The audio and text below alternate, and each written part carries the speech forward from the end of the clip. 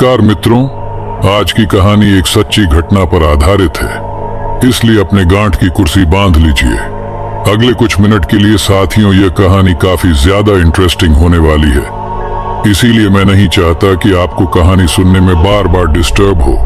तो चलिए शुरू करते हैं। एक बार मैं ऑनऑफिशियल विजिट पर पुणे गया था।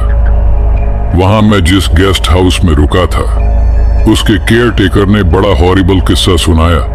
रोंगटे खड़े हो गए थे। सच में वह कहता था, यह किस्सा सच्चा है। वह उस हस्बैंड वाइफ को जानता है, क्योंकि जब वे पुणे शिफ्ट हुए थे तो पहली बार इसी गेस्ट हाउस में आकर रुके थे। वही किस्सा मैं आपसे शेयर कर रहा हूं। एक फाइनेंस कंपनी में मैनेजर अमित और उसकी वाइफ रीमा परफेक्ट कपल थे। Madly in love with each other घर वालों के अगेंस्ट जाकर शादी की थी। दोनों ने अमित बहुत ख्याल रखता था। रीमा का 2016 की जनवरी में अमित का ट्रांसफर बेंगलुरु से पुणे हो गया।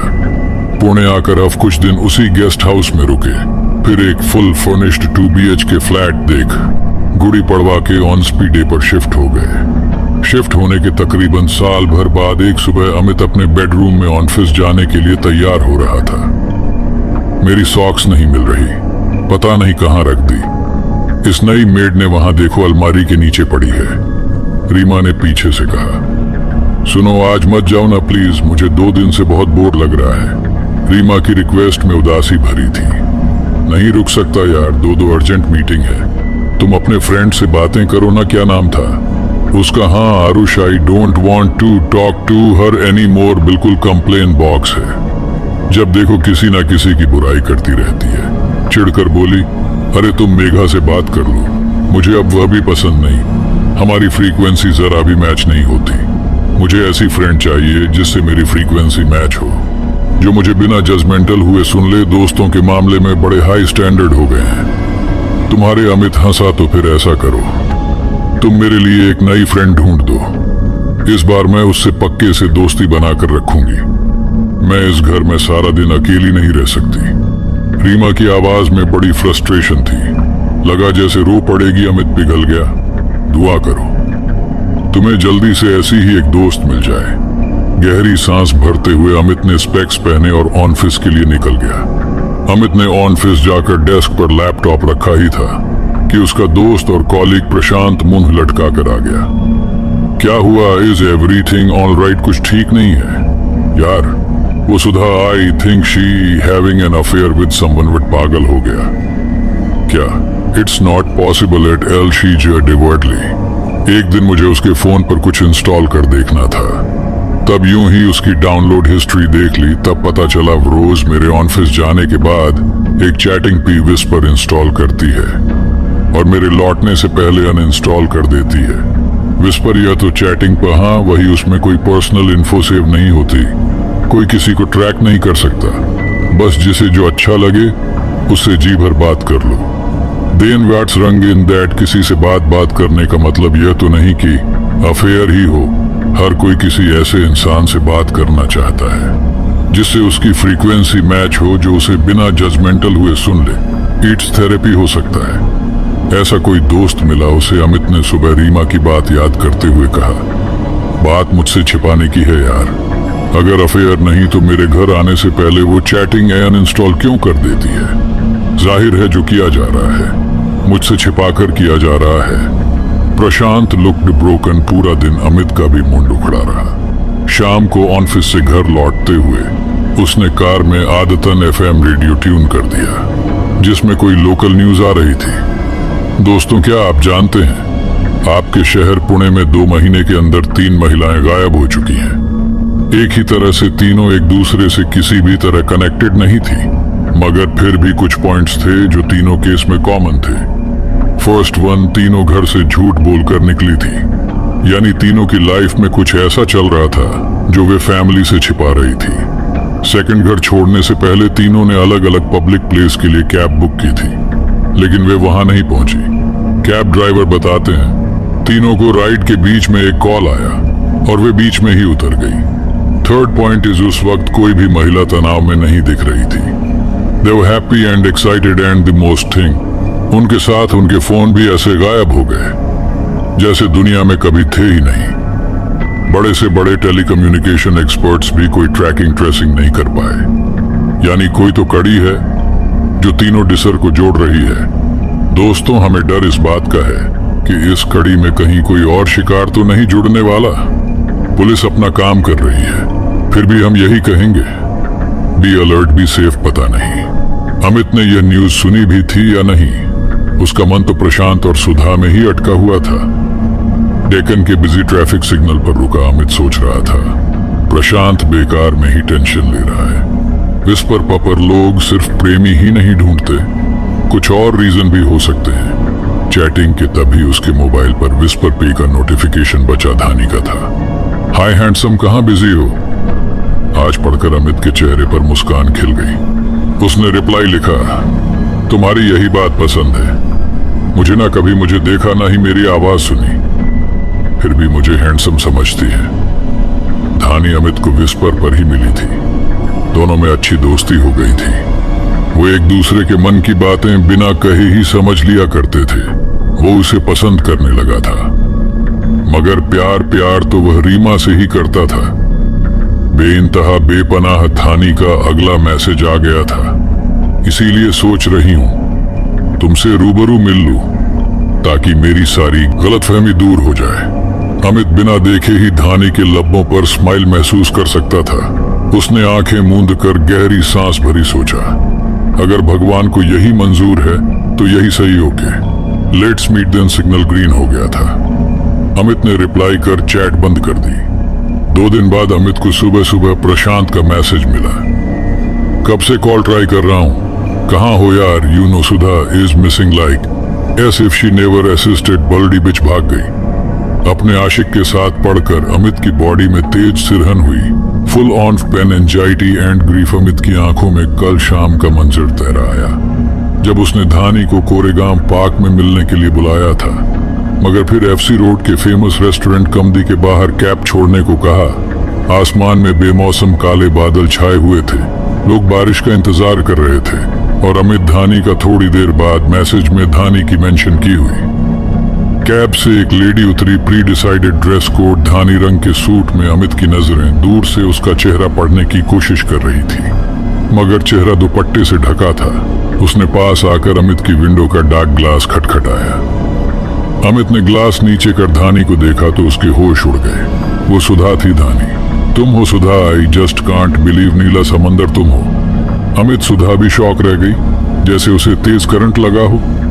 दोनों की हालत एक जैसी ही थी, awkward, embarrassed and shocking. Amit car से बाहर उतर कर आ गया। This is really weird Sudha, I never realise. Dhani, तुम हो सकती हो? Same with me Ami, can we please keep this secret and move on. And Prashant को कुछ नहीं पता इस बारे में। श्योर सुधा, मैं प्रशांत का ही नहीं तुम्हारा भी दोस्त हूँ। डोंट वरी एट ऑल, चलो तुम्हें घर छोड़ दूं। प्रशांत ऑफिस से घर पहुंचता ही होगा। नहीं, उसकी जरूरत नहीं, मैं कैब से चली जाऊंगी। सुधा अमित से नजरें नहीं मिला पा रही थी। प्लीज आई इंसिस्ट, जो हुआ धोखे में हुआ। हम अभी भी पहले वाले अमित और सुधा ही हैं और आगे भी रहेंगे। अमित ने सुधा को जिस तरीके से कंसोल किया वो थोड़ी रिलैक्स हो गई और कार में बैठ गई। अमित ने कार उसके घर की ओर मोड़ दी। सुधा के माथे पर घबराहट पसीना बन लग रही थी। लो थोड़ा पानी P low, you will feel better. Amit ने उसे पानी ऑफर किया। सुधा ने घूंट घूंट पानी पिया और सिर सी ड्रेस पर टिका, आंखें मूंद ली। सुधा की जब आंख खुली तो उसने अजीब सी बेहोशी महसूस की, जैसे वो आधी जगी आधी सोई हो। खिड़की के बाहर घना अंधेरा था, मगर कमरे में बाहर से हल्की हल्की पीली रोशनी आ रही थी। अरे इतनी रात हो गई। सुधा ने रियलाइज किया, शायद वह बहुत देर से होश में नहीं थी। धुंधली हुई नजरें इधर उधर दौड़ाई तो महसूस किया, ये बेड, ये रूम, ये उसका तो नहीं है, ये तो अमित और रीमा का बेडरूम है। तभी उसने देखा ठीक सामने अमित खड़ा था। उसे बेहद खौफनाक तरीके से घूरता हुआ उसकी आंखों में अजीब सा वहशीपन था। ये वह अमित हरगिज नहीं था जिसे वह जानती थी। सुधा झटके से उठी। तुम मुझे बेहोश कर अपने घर ले आए अमित, तुम क्या करना चाहते हो मेरे साथ? For God sake, I am your friend wife. Sudha चिल्ला रही थी। वो तो उसकी ओर बढ़ता जा रहा था। तुम तो कहा करते थे रीमा से बेहद प्यार करते हो।